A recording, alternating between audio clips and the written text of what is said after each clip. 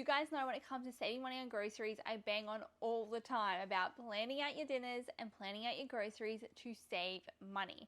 But then I'm also always met with, well, how do you do that? What does that look like? What is the process? It's not working for me. Okay, so let me show you my process. This may not work for you, but this works for me, and hopefully you can take a few little tips from what I shared today to plan your groceries. I'm going to break this up into two parts. Firstly, planning the meals, and then planning the groceries. So let's start first with dinners. If you follow me for a while, you know I always plan 6 to 7 dinners for 1 week and then repeat the following week because it saves me money. The way it saves me money is I can buy ingredients in bulk sizes.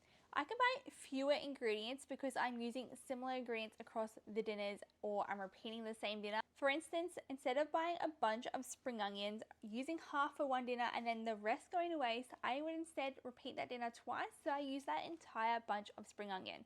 Same kind of thing goes with sauces, herbs, spices. If you plan similar cuisines, that also helps a lot. Now when it comes to ideas for dinners, just like you, I often get stuck on ideas.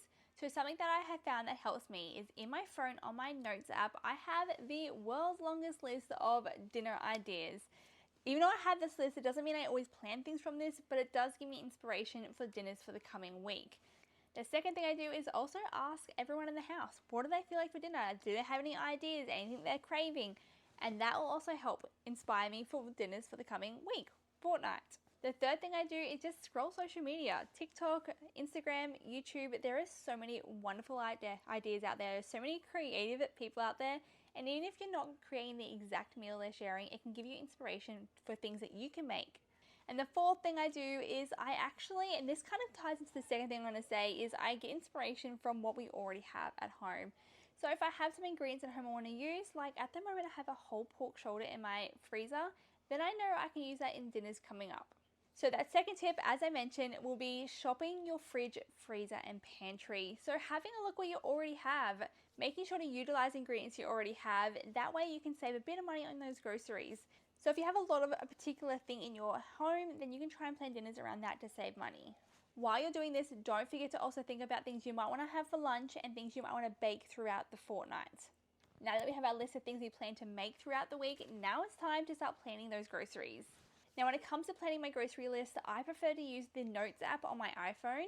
The reason I like to use this is because it allows you to add little checks next to each of the things you're planning and tick it off as you're going. And as you tick it off, it flicks that item down to the bottom of the list so it's out of sight and only the things you need to buy still are still at the top of the list. Now personally, because I am an Aldi shopper and I have to go in store to purchase, I like to make sure I lay out my list in the way that I would be going around the store and seeing things. For instance, I would do fruit and veg, meat, dairy, snack products, clean products, pet products, pantry, then freezer, because that's the lay of the land at my local Aldi.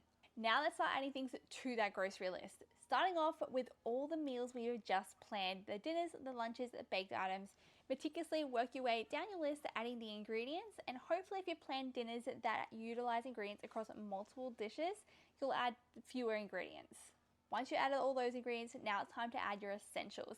Now this is another reason I like using the Notes app, because I can go back to my previously ticked items and untick them if they are essentials. Milk, bread, kitty litter, apples, those kind of things, I can just untick it and it flicks back onto my list. Alternatively, you can just create a list of staples that you buy every single week that you can just refer back to when you're planning your groceries. The next thing you want to add to your list are fruit and veg items you might want to snack on throughout the week, making sure to buy seasonally to save money. Additionally, any snack foods you might want to buy throughout the week. And lastly, you just need to go through your home and make sure there's nothing that needs to be topped up or replaced. So go through your fridge, freezer, and pantry, make sure there are no ingredients you need to top up. Make sure you go through your cleaning products, toiletries, pet products, and so forth, making sure to add anything to your list that you will need that fortnight. And lastly, we need to find out if our grocery budget is actually within our budget. So the way I do this is, firstly, you need to add prices to each of these ingredients. I will go through as I'm writing my list and just add the dollar figure next to each of these. If I don't know how much it's going to cost, I will do an estimate, or if I truly cannot estimate it, I will just do a quick Google on finding out how much it would roughly cost and then add that in. Once I have all those prices next to those items, because I do not shop online and have it calculated instantly for me, I need to calculate that myself. But the one thing that has been a truly lifesaver is this app called Notally. it has been incredible because all I need to do is copy my list and then paste it into Notally, and it'll instantly calculate it for me. There is no fumbling about with a calculator trying to find out how much it's going to cost each fortnight. Now that you know how much your groceries are going to cost, it's time to edit those groceries if necessary. So if you're gone over budget, this is the time to go through and remove anything that isn't really necessary for that week, or things that can wait or hold off until the following week or fortnight.